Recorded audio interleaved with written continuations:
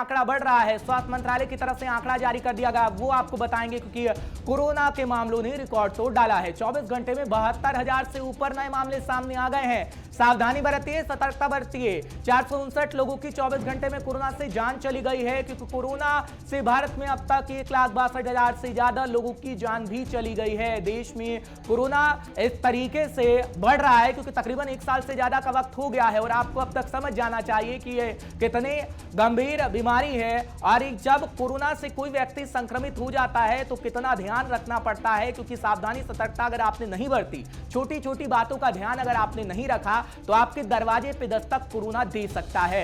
और भारतवर्ष में किस तरीके से कोरोना ने आफत मचाई, लॉकडाउन लगाया गया, उसके बाद अनलॉक की प्रक्रिया की तरफ हम बढ़े और परिस्थितियां कैसी थी वो हम आपको लगातार बताते रहे। फिलहाल दिल्ली के आंकड़े आपको बताएंगे। 1819 नए केस 24 घंटे में आ गए हैं और 24 घंटे के दौरान 11 मरीजों की मौत हो गई है।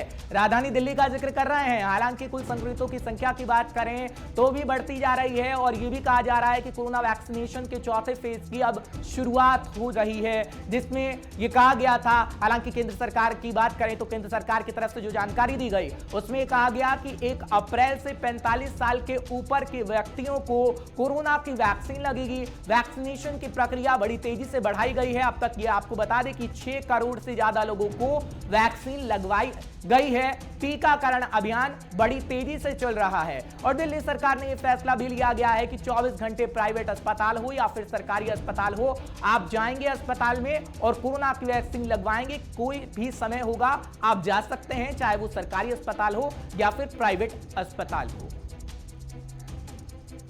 हम आपको फटाफट से जानकारी पहुंचा रहे हैं, आंकड़ा बता रहे हैं। बात देश भर का करें या फिर राजधानी दिल्ली का करें, कोई दिल्ली का जिक्र करते हैं तो दिल्ली में 1819 मामले एक बार फिर सामने आ गए हैं। इसी तरीके से अगर देश भर का जिक्र करते हैं तो 72,000 से ऊपर 24 घंटे के अंदर ये मामले सामने आ गए। कितनी भयावह स्थिति है आप इन आंकड़ों से समझ पा रहे होंगे, क्योंकि आंकड़े दिखाने का मतलब हमारा आपको पैनिक करने का नहीं है बल्कि समझाने का है कि किस तरीके से परिस्थितियां बदल रही हैं और आपको सावधानी सतर्कता बरतनी होगी, नहीं तो परिस्थितियां कैसी हो सकती है ये किसी से छिपा नहीं है। हालांकि राज्य सरकारें अपने तरीके से फैसले ले रही हैं और अलग अलग सरकारों का जिक्र करते हैं तो अलग अलग सरकारें सख्ती भी बरत रही हैं। अगर आपको मास्क नहीं पहनेंगे तो आपको जुर्माना देना होगा, सोशल डिस्टेंसिंग का आपको पालन करना होगा। फिलहाल दिल्ली का आंकड़ा आपको बता रहे हैं कि दिल्ली में किस तरीके की स्थितियां हो गई हैं। फिलहाल अस्पताल में प्रबंधन कर लिए गए हैं और दिल्ली सरकार की तरफ से यह भी जानकारी दी गई है कि आईसीयू बेड की संख्या में भी इजाफा कर दिया गया है।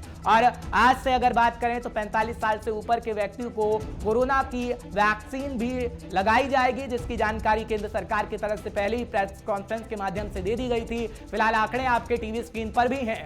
खबरों से अपडेट रहने के लिए JQ24/7 न्यूज के YouTube चैनल को आज ही सब्सक्राइब करें और हमारे Facebook पेज को भी अभी फॉलो करें।